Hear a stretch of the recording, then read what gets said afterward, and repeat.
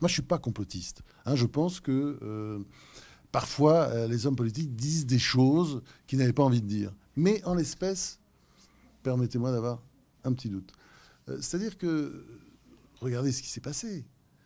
Euh, il dit au début, Laurent Wauquiez, à ces jeunes étudiants, surtout n'enregistrez pas. Bon, bah, si vous dites ça à un étudiant, le premier réflexe, évidemment, c'est d'étudier. Surtout ne faites pas de tweet. Oh là là, voilà, ils vont tous partir en se disant, c'est très intéressant ce qu'il va raconter.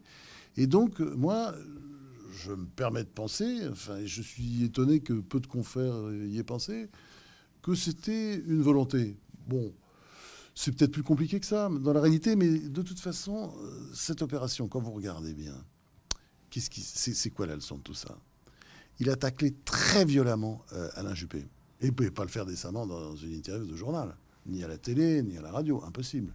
Là, bah non, on m'a enregistré à mon insu. Paf, il lui met son paquet. Et je pense qu'il avait envie de lui mettre, parce que Alain Juppé, en prenant une espèce de congé comme ça des Républicains, lui a fait énormément de mal. Moi, je pense que vraiment, c'est l'homme qui lui aura fait le plus de mal dans cette opération. Une sorte de vengeance sur Alain Juppé, quelque part.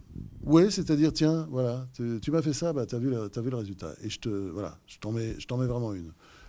Nicolas Sarkozy, on connaît les rapports entre Nicolas Sarkozy et Laurent Wauquiez.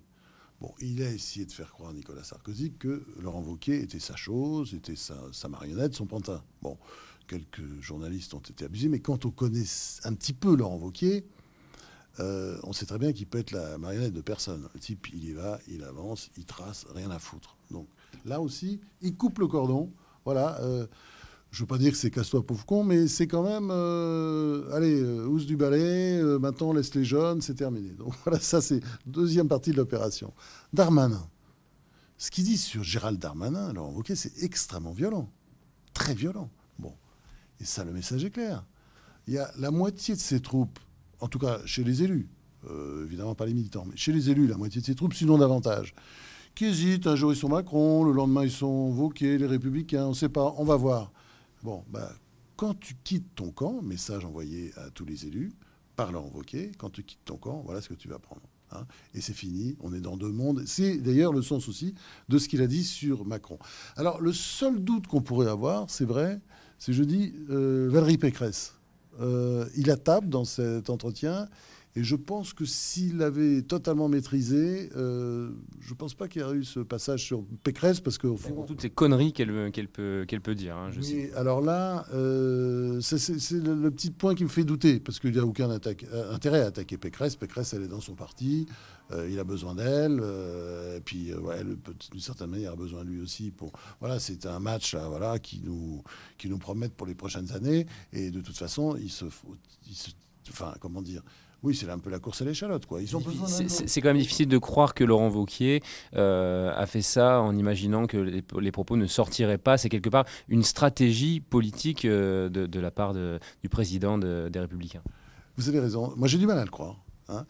C'est quelqu'un de très concentré, qui fait attention à tout, au moindre détail, qui est très précis, calculateur. C'est marrant, j'ai du mal à le croire. En même temps, c'est vrai qu'il y a dans l'interview deux, trois petits points, on se dit, mais il a pu aussi se laisser entraîner par le mouvement. Et, si vous voulez, lui, on voit très bien, c'est quelqu'un qui est là pour 5 ou 10 ans à la tête des Républicains, qui construit un truc. Et pour ça, il avait besoin, je pense, de dégommer. Et c'est vrai que si vous faites des interviews, déjà qu'il n'est pas populaire, mais il s'en fout, parce que ça, il a le temps de l'être, il a pas des années devant lui. Mais enfin bon, Macron, le temps que ça commence à tomber, je pense qu'il y a quelques mois qui vont passer. Ça se rattrape, ça.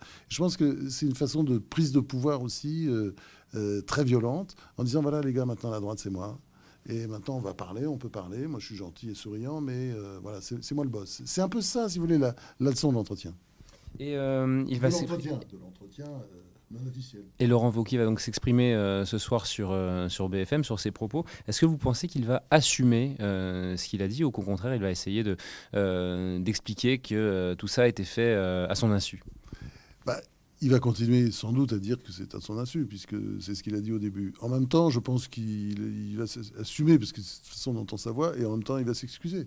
Mais vous savez, les excuses, voilà, elles n'engagent que ceux qui les reçoivent. Les excuses, oui, il va s'excuser parce qu'il aime beaucoup Sarkozy, sa langue a fourché, il va s'excuser auprès de tout le monde, il n'est pas gêné. Il va peut-être s'excuser auprès de Juppé, parce que, bon, je pense, ça m'étonnerait maintenant que Juppé revienne, mais enfin, je pense qu'il pensait aussi que Juppé ne reviendrait pas, parce que s'il avait eu un doute, il n'aurait peut-être pas été aussi dur avec Juppé.